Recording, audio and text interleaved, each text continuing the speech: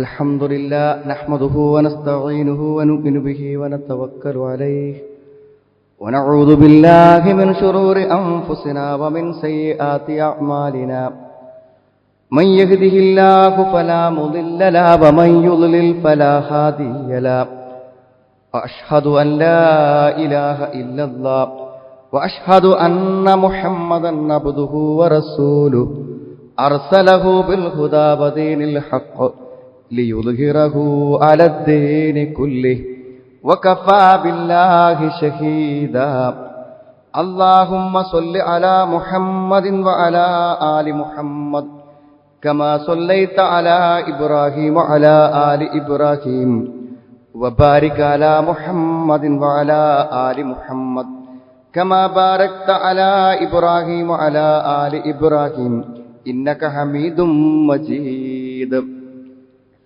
أما بعد فإن خير الكلام كلام الله وخير الحديث كتاب الله وخير الهدي هدي محمد صلى الله عليه وسلم وشر الأمور محدثاتها وكل محدثة بدعة وكل بدعة ضلالة أعوذ بالله من الشيطان الرجيم بسم الله الرحمن الرحيم يا أيها الذين آمنوا اتقوا الله حق تقاته ولا تموتن إلا وأنتم مسلمون يا أيها الناس اتقوا ربكم الذي خلقكم من نفس واحدة وخلق منها زوجها وبث منهما رجالا كثيرا ونساء واتقوا الله الذي تساءلون به والأرحام إن الله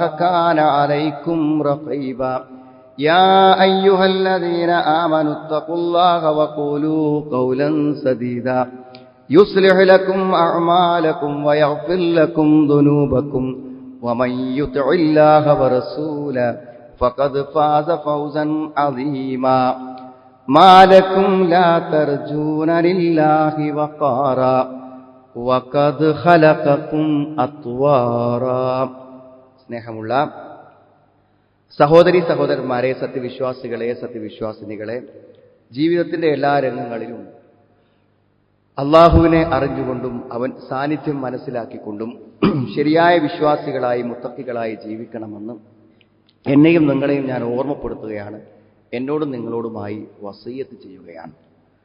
സഹോദരങ്ങളെ, നമ്മുടെ ചുറ്റുപാടുകളിൽ എന്തെല്ലാമാണ് നടന്നുകൊണ്ടിരിക്കുന്നത്, എന്തെല്ലാമാണ് നമ്മൾ കേട്ടുകൊണ്ടിരിക്കുന്നത്.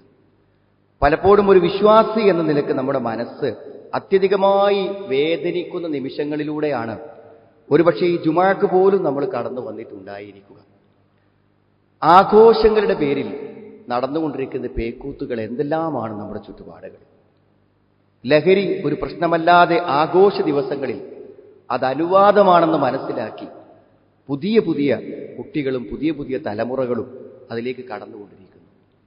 ഒരു മ്യൂസിക് ഓൺ ചെയ്ത് വെച്ചാൽ പിന്നെ ശരീരവും ജീവനും മറന്ന് ആഘോഷിക്കുന്ന കാഴ്ചകൾ നമ്മുടെ മക്കളിൽ, നമ്മുടെ ചുറ്റുപാടുകളിൽ നിത്യ സംഭവങ്ങളായി മാറിക്കൊണ്ടിരിക്കുന്നു. എന്തിനെയെല്ലാം അവഗണിച്ചുകൊണ്ടാണ് ആഘോഷിക്കുന്നത്? സ്വന്തം ജീവിതത്തെ. കഴിഞ്ഞ ദിവസങ്ങളിൽ ആഘോഷത്തിന് വേണ്ടി വാഹനത്തിൽ എല്ലാ ട്രാഫിക് നിയമങ്ങളും ലംഘിച്ചുകൊണ്ട് ആഘോഷിച്ച കുട്ടികളെ നിയമപാലകന്മാർ പിടികൂടിയെന്ന് നമ്മൾ പത്രത്തിൽ കണ്ടു. എല്ലാം മറന്ന് ആഘോഷിക്കുവാനുള്ള അനുവാദം നൽകിയിരിക്കുകയാണ്. ഇവിടെ ഏറ്റവും അധികം വിസ്മരിക്കപ്പെടുന്നത് വിശ്വാസമാണ്. നമ്മളെല്ലാവരും ഏകദൈവ വിശ്വാസികളാണ്. ഇസ്ലാമിന്റെ അടിത്തറ അതാണ്. മൻ ലഖിയല്ലാഹ ലാ യുശ്രികു ബിഹി ശൈഅൻ ദഖലൽ ജന്ന. ശിർക്കിന്റെ ഒരു ലാഞ്ചന പോലുമില്ലാത്ത ഒരു വിശ്വാസിയായി ജീവിക്കാൻ നമുക്ക് കഴിഞ്ഞാൽ അവൻ സ്വർഗത്തിൽ പ്രവേശിക്കും എന്ന് ഉറപ്പു തന്നിട്ടുള്ള, അത്രമാത്രം ഏകദൈവ വിശ്വാസത്തിന്റെ വ്യതിരിക്തത പറയുന്ന ഒരു മതമാണ്. എന്നിട്ട് യാതൊരു വിധത്തിലും ഇസ്ലാമിക വിശ്വാസ നിയമങ്ങൾ പാലിക്കാതെ തികച്ചും ബഹുദൈവത്വത്തിന്റെയും നിരീശ്വരത്വത്തിന്റെയും എല്ലാം ആഘോഷങ്ങളെയും ചിഹ്നങ്ങളെയും വേഷങ്ങളെയും എല്ലാം സ്വീകരിച്ചുകൊണ്ട് ആഘോഷിക്കുവാൻ എങ്ങനെ കഴിയുന്നു എന്നത് നാം ആലോചിക്കേണ്ടതുണ്ട്. നബി സ്വല്ലല്ലാഹു അലൈഹി വസല്ലം പറഞ്ഞു, ഖാലിഫുൽ യഹൂദ്, ജൂതന്മാരോട് നിങ്ങൾ എതിരാവണം.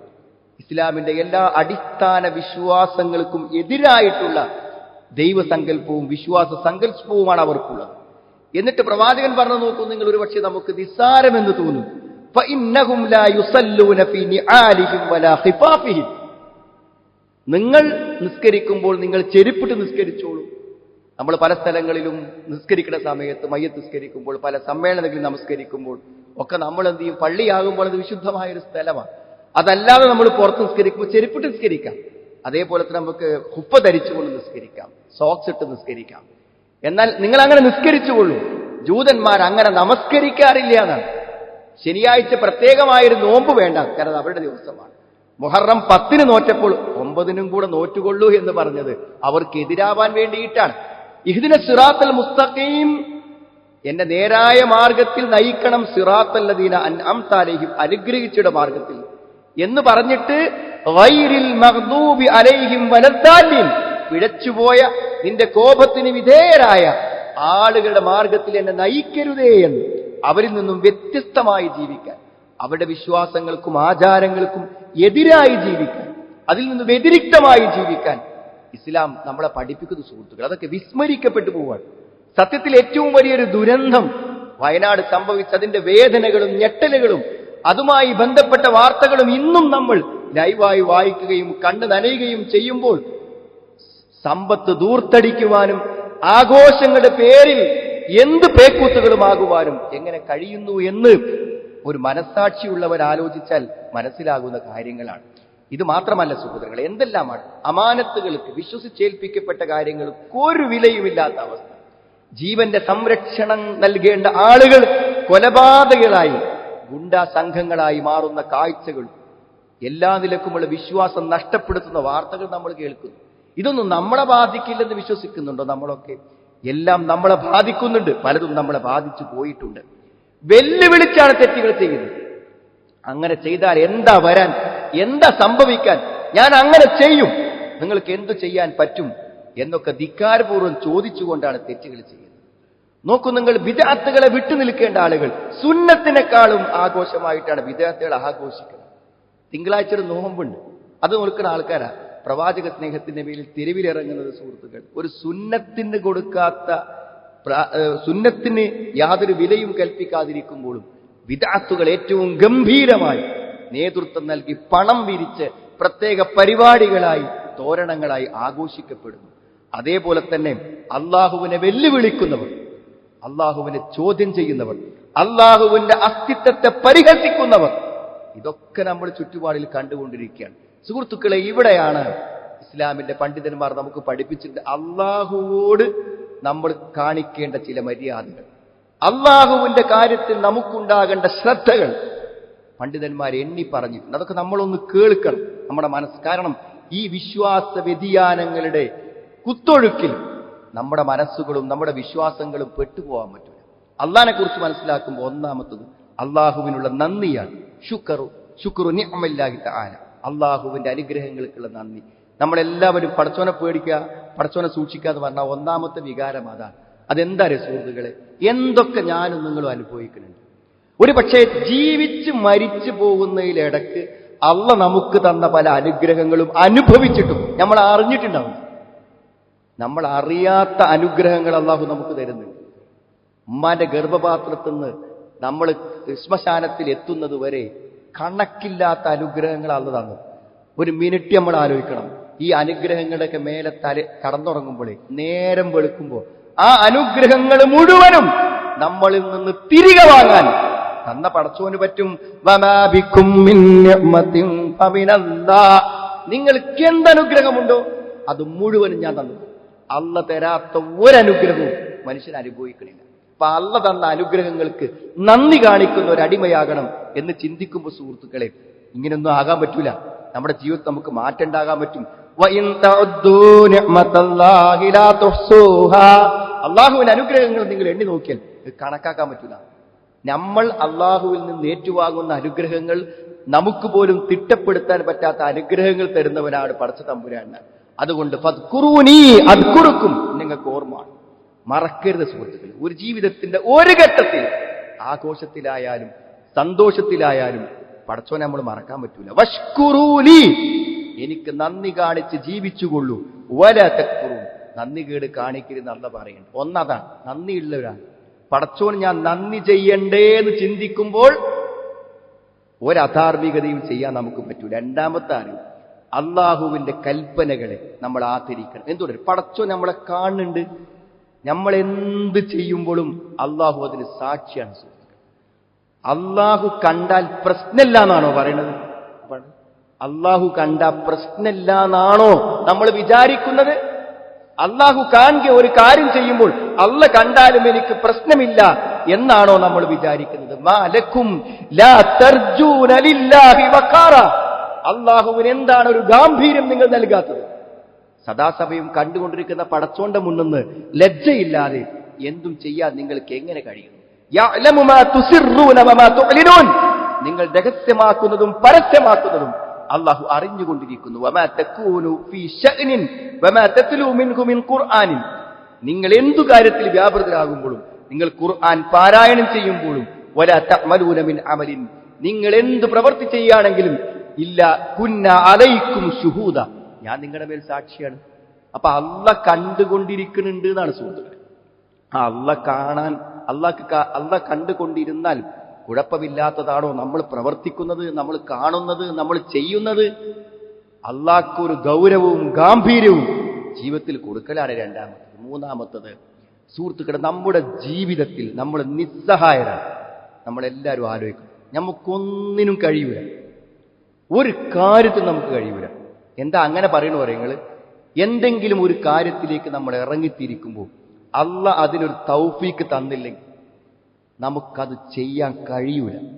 അതുകൊണ്ട് എപ്പോഴും നമ്മൾ അള്ളാഹുവിൽ ഭരമേൽപ്പിക്കണം. അത്തവക്കുൽ, പടച്ചോനിൽ ഭരമേൽപ്പിക്കാതെ, അള്ളാഹുവിൽ സമർപ്പിക്കാതെ ജീവിതത്തിൽ ഒന്നുമാവില്ലെന്ന് വിശ്വസിച്ചു നോക്കൂ നിങ്ങൾ. അങ്ങനത്തെ ഒരു കച്ചവടക്കാരനാണോ നിങ്ങൾ? അങ്ങനത്തെ ഒരു തൊഴിലാളിയാണോ നമ്മൾ? അള്ളാഹിന്റെ തൗഫീക്കില്ലാതെ, അള്ളാഹുവിന്റെ സഹായമില്ലാതെ എനിക്കൊന്നും പറ്റൂല എന്ന് വിചാരിക്കുന്ന, അള്ളാഹുവിൽ സമർപ്പിക്കുന്ന ഒരുത്തന് അള്ളാഹുവിനെതിരായി എന്തെങ്കിലും ചെയ്യാൻ കഴിയുമെന്ന് നമ്മൾ ആലോചിക്കാം. മാ മിൻ ദാബത്തിൻ ഇല്ലാ ഹുവ ആഖിദുൻ ബിനാസിയതിഹ, ഒരു ജീവിയും ഈ ലോകത്തില്ല, അതിന്റെ നിയന്ത്രണം അള്ളാഹുവിന്റെ കയ്യിലാണ്. എപ്പോഴും ഒരു നിമിഷം അള്ളാഹുവിന്റെ കാവൽ നമുക്ക് നഷ്ടപ്പെട്ടാൽ നമ്മൾ എന്താകുമെന്ന് ആലോചിക്കാം. ഫഫിറൂ ഇലല്ലാഹ്, അള്ളാഹുവിലേക്ക് നിങ്ങൾ ഓടിച്ചെല്ലൂ. ഇന്നി ലക്കും മിൻഹു നദീറും മുബീൻ, ഞാൻ നിങ്ങൾക്കുള്ളൊരു താക്കീതുകാരനാണ്. അതുകൊണ്ട് അള്ളാഹുവിലേക്കെല്ലാം സമർപ്പിക്കുന്ന ഒരുത്തന് അള്ളാഹുവിനെതിരായിട്ട് ഒന്നും ചെയ്യാൻ പറ്റൂല. വഅലല്ലാഹി ഫതവക്കലു ഇൻ കുൻതും മുഅ്മിനീൻ, വിശ്വാസികളാണോ നിങ്ങൾ അള്ളാഹുവിൽ വരണം. നാലാമത്തൊരു കാര്യം സുഹൃത്തുക്കളെ, അള്ളാഹുവിലേക്കുള്ള ഭക്തി, വിനയം. അള്ളാഹുവിലേക്കുള്ള ഭക്തി, വിനയം. അള്ളാഹുവിന്റെ കാര്യത്തിൽ ആരാധന ചെയ്യുവാനും അവനിൽ പ്രതീക്ഷ അർപ്പിക്കുവാനും അവന്റെ കാരുണ്യങ്ങളെ തേടാനും നമ്മൾ സമയം കാണണം. അതാണ് നമ്മൾ ദുആകൾ. എപ്പോഴാ പ്രാർത്ഥന ഇല്ലാത്ത? എല്ലാ സമയത്തും നമ്മൾ ഉറങ്ങാൻ കിടക്കുമ്പോൾ, എഴുന്നേൽക്കുമ്പോൾ, ഭക്ഷണം കഴിക്കുമ്പോൾ, ഭക്ഷണം കഴിയുമ്പോൾ, എന്ത് കാണുമ്പോഴും, എന്തനുഭവിക്കുമ്പോഴും അവിടെയൊക്കെ എന്താ പ്രാർത്ഥന? കാരണം അള്ളാഹുവിന്റെ കാരുണ്യത്തെ ചോദിച്ചുകൊണ്ടേയിരിക്കണം. വറഹ്മതി വസിഅത് കുല്ല ശൈ, എന്റെ കാരുണ്യം എല്ലാറ്റിലും വിശാലമാണ്, എല്ലാറ്റിലും അള്ളാഹുവിന്റെ കരുണയുണ്ട്. ആ കരുണ നമ്മൾ തേടിക്കൊണ്ടിരിക്കണം. അള്ളാഹു ലത്തീഫും ബിഇബാദിഹി, അള്ളാഹു തന്റെ അടിമകളോട് അതീവ വാത്സല്യമുള്ളവനാണ്. ആ അള്ളാഹുവിന്റെ സ്നേഹത്തിന് നമ്മൾ യാചിക്കണം. അള്ളാഹുവിന്റെ ഇഷ്ടത്തിന് നമ്മൾ പ്രാർത്ഥിക്കണം. അള്ളാഹുവിന്റെ അനുഗ്രഹങ്ങൾക്ക് വേണ്ടി നമ്മൾ എല്ലാ സമയത്തും ചോദിച്ചുകൊണ്ടിരിക്കണം. വലാ തൈഅസൂ മിൻ റൗഹില്ലാ, അള്ളാഹു തരുന്ന ആശ്വാസങ്ങളിൽ നിങ്ങൾ നിരാശപ്പെട്ടു പോകരുത്. ലാ തഖ്നതൂ മിൻ റഹ്മത്തില്ലാ, അള്ളാഹുവിന്റെ കാരുണ്യങ്ങൾ നിരാശ.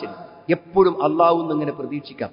അള്ളാഹുവിന്റെ ഔദാര്യങ്ങളെയും അള്ളാഹുവിന്റെ കാരുണ്യങ്ങളെയും പ്രതീക്ഷിക്കുന്ന ഒരുത്തന് ആ അള്ളാഹുവിനെതിരെ ജീവിക്കുവാൻ എങ്ങനെ കഴിയും?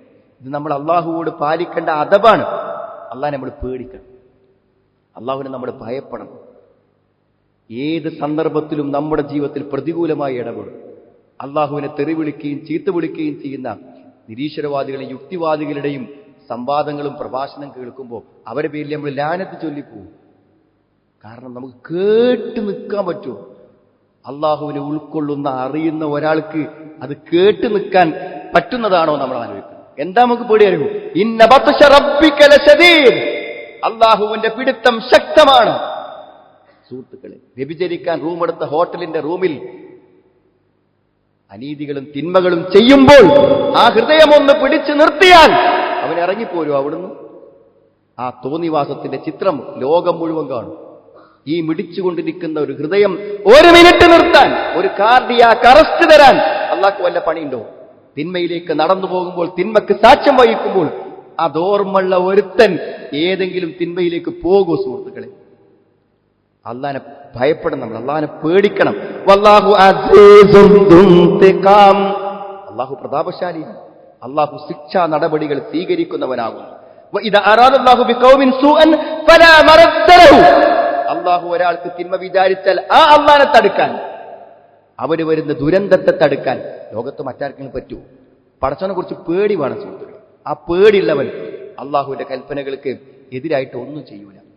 അള്ളാഹുവിനെ കുറിച്ച് ഹുസ്നുൽ ദന്ന ബില്ലാഹ്, അള്ളാഹിനെ കുറിച്ച് നല്ലത് വിചാരിക്കും. എന്താ അള്ളാഹുവിനെ കുറിച്ച് നല്ലത് വിചാരിക്കുക എന്ന് പറഞ്ഞാൽ, അള്ളാഹു എന്തെല്ലാം അവന്റെ ശരീഅത്തിൽ, അവന്റെ നിയമമായി നമുക്ക് പഠിപ്പിച്ചു തന്നിട്ടുണ്ടോ അതൊക്കെ ശരിയാണ്. അതിലൊന്നും ഒരു അപാകതയില്ല. അള്ളാഹിന്റെ അടുത്ത് ഒരു അനീതിയും സംഭവിച്ചില്ല, ഒരു തെറ്റും സംഭവിച്ചിട്ടില്ല. അതൊക്കെ ശരിയാണ് എന്ന പൂർണ്ണ ബോധ്യം. ഞാൻ എന്ത് ചെയ്താലും അത് പ്രശ്നമൊന്നും ഉണ്ടാവില്ല, അതിന് വലിയ തെറ്റൊന്നും ഉണ്ടാവില്ല, അതിന് വലിയ കുഴപ്പമൊന്നും ഉണ്ടാവില്ല. ഇതൊക്കെ നമ്മൾ എന്തടിസ്ഥാനമാണ് സുഹൃത്തുക്കളെ? അള്ള കുഴപ്പമുണ്ട് എന്ന് പറഞ്ഞൊരു സംഗതി നമ്മൾ പ്രവർത്തിക്കും, എന്താ പ്രശ്നം?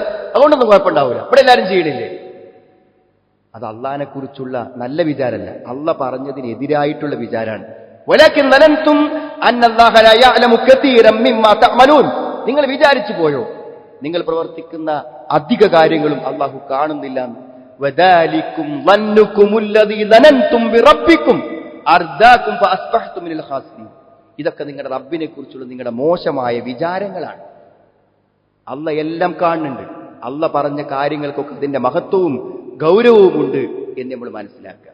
വമൻ യുതിഇല്ലാഹ വറസൂലഹു വയഖ്ശല്ലാഹ വയത്തഖി ഫഉലൈക ഹുമുൽ ഫായിസൂൻ, അള്ളാഹനെ ഭയപ്പെടുകയും അള്ളാഹനെ സൂക്ഷിക്കുകയും ചെയ്യുന്ന ആളുകൾ അവർ തന്നെയാണ് വിജയികൾ. മൻ ജാഅ ബിൽ ഹസനതി ഫലഹു അശ്റു അംസാലിഹ, ഒരു നന്മ ചെയ്താൽ 10 ഇരട്ടി തരും. അള്ള കാണുന്നുണ്ട്.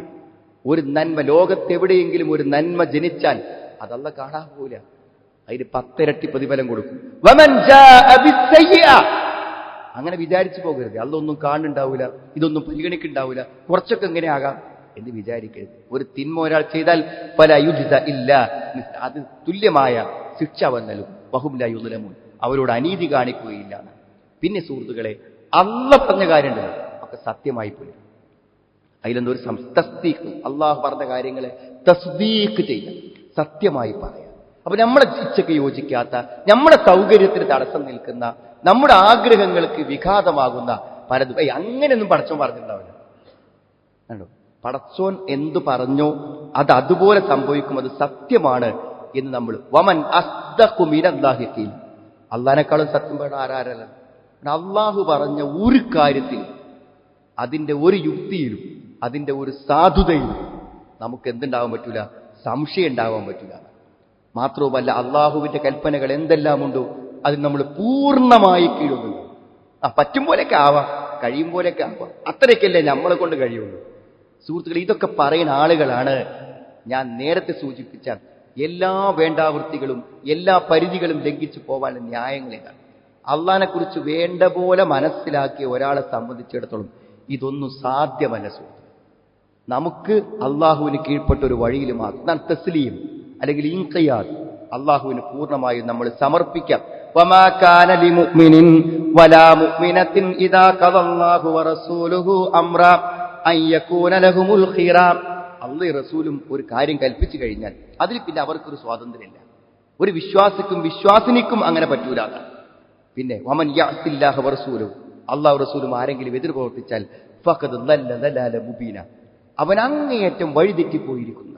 അള്ളാഹുവും റസൂലും പറഞ്ഞോടത്ത് നിൽക്കാൻ നമ്മൾ തയ്യാറാവണം. നമ്മുടെ തലമുറയെ അതിനുവേണ്ടി പ്രേരിപ്പിക്കണം. അത് ഏറ്റവും പ്രധാനമാണ്. മറ്റൊരു കാര്യം കൂടെ, അള്ളാഹുവിന്റെ തൃപ്തി, അള്ളാഹുവിന്റെ എല്ലാം, അള്ളാഹുവിന്റെ എന്ത് തീരുമാനം വന്നാലും അത് തൃപ്തിപ്പെടുക. അള്ളാഹിന്റെ കഥ രോഗമായി വരാം, പരീക്ഷണമായി വരാം, മരണമായി വരാം, എന്തു വന്നാലും അള്ളാഹിന്റെ തീരുമാനമല്ലേ എന്ന നിലക്ക് സമ്പൂർണ്ണ തൃപ്തി, അതിൽ യാതൊരു അതൃപ്തിയും പ്രകടിപ്പിക്കാതിരിക്കുക. മറ്റൊന്ന് സുഹൃത്തുക്കളെ, അള്ളാഹു അയച്ചതാണ് റസൂലിനെ. അതുകൊണ്ട് നബി സല്ലല്ലാഹു അലൈഹി വസല്ലമയെ പിൻപറ്റൽ ആ അള്ളാഹുവിന്റെ കൽപ്പനകളോട് കാണിക്കുന്ന ഗാംഭീര്യമാണ്.